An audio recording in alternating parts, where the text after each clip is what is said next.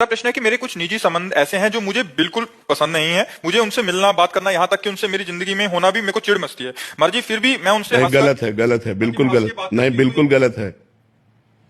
संबंधी हो या ना हो, हमें सबके प्रति प्रेम व्यवहार रखना चाहिए।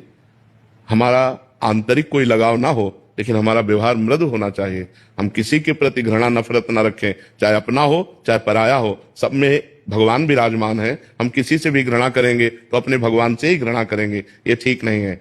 चाहे जितना कोई गलत आदमी हो, हम उसको बता सकते हैं आप गलत हो, लेकिन हम उसके प्रति भाव नहीं बिगाड़ेंगे, क्योंकि उसके हृदय मंदिर में भगवान विराजमान है। महाराज जी, अगर हम उनसे ऊपर से हंस मिल के बात करते हैं, बट ये कहीं दोगलापन तो नहीं? नहीं, ऐसा मतलब नहीं। आपके अंदर से नहीं, तो ये बात करने का नहीं, मन नहीं है? अंदर से हमारा किसी से कोई संबंध नहीं, लेकिन बाहर से हम, यह आदेश है।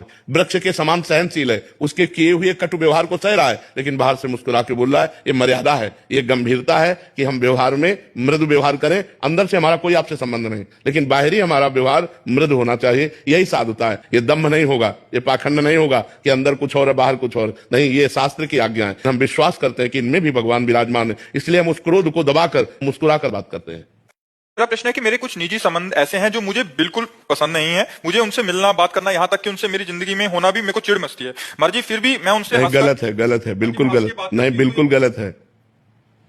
संबंधी हो या ना हो, हमें सबके प्रति प्रेम व्यवहार रखना चाहिए। हमारा आंतरिक कोई लगाव ना हो, लेकिन हमारा व्यवहार मृदु होना चाहिए। हम किसी के प्रति घृणा नफरत न रखें, चाहे अपना हो चाहे पराया हो। सब में भगवान विराजमान है। हम किसी से भी घृणा करेंगे तो अपने भगवान से ही घृणा करेंगे, ये ठीक नहीं है।